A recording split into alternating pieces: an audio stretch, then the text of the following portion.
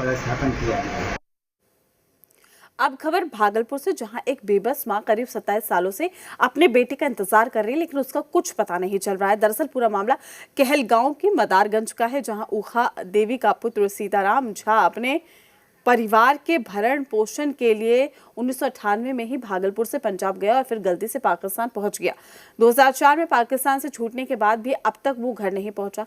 सीताराम झा कहां गया, ये पहेली बनी हुई है। सीताराम झा के रिश्तेदार मुकेश झा ने गृह विभाग, विदेश विभाग, बीएसएफ समेत कई विभागों को पत्र लिखा, लेकिन कोई फायदा नहीं हुआ।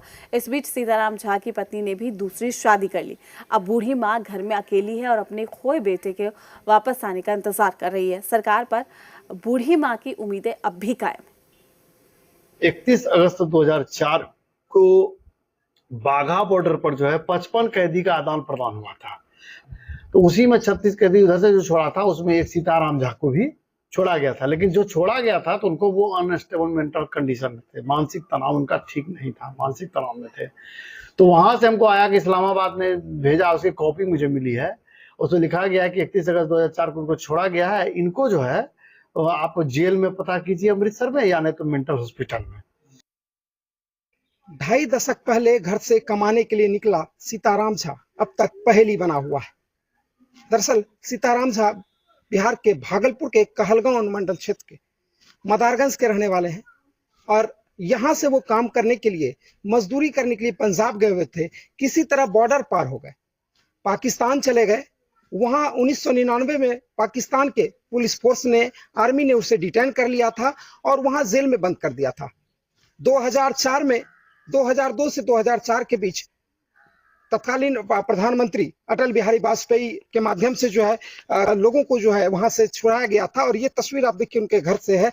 और वहां से छुड़ाने के बाद जो है कई तरह के पत्राचार हुए थे। उसके बाद जो है 2004 में जो प्रधानमंत्री मनमोहन सिंह बने थे, उनके कार्यकाल में कई लोगों को जो है भारत के कई कैदियों को छोड़ा गया था। उसके बाद पाकिस्तान से कई कैदियों को छोड़ा गया था, जिनमें सीताराम झा भी थे। लेकिन अब तक छोड़ने के बावजूद भी जो है वह भागलपुर नहीं पहुंच पाए हैं, अपने घर नहीं पहुंच पाए हैं, वह पहेली बन गए हैं। अब फिर वो कहाँ गए इसकी जानकारी माँ को भी नहीं है। और बूढ़ी माँ 70 वर्ष की हो चुकी है, अब तक इंतजार कर रही है। आखिरकार यह भी कर रही है कि कम से कम अंतिम समय जाने के वक्त बेटे का दर्शन तक हो जाए तो सही से जिंदगी समझेंगे कि सफल हो गई। चलो गेले तो हमरा हम यहाँ रहे छिए, तब बाद में पता लागले, तब सबका कागज दिए लग दिए, सदानंद, नीतीश कुमार, सबके, लालू यादव, सयन वाजपेयी, सबका कागज दिलिए, सबका कागज दिलिए, अटल बिहारी वाजपेयी, हाँ सबका कागज दिलिए,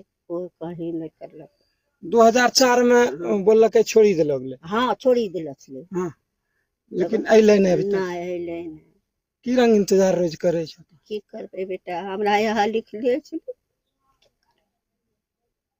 क्या कहेंगे सरकार से? छुड़वा दीजिए, ला दीजिए। हाँ देखिए आंखें पथरा गई है इनकी इस इंतजार में कि इनका बेटा यहाँ पर लौटेगा, क्योंकि जो अंतिम समय इनका बचा हुआ है, ये चाह रहे हैं कि सरकार मदद करे, इनके बेटे को वापस लौटा दे। इन्हें आस है कि वह अभी जिंदा है, वहां पर कहीं ना कहीं है, पंजाब के इलाके में ही है।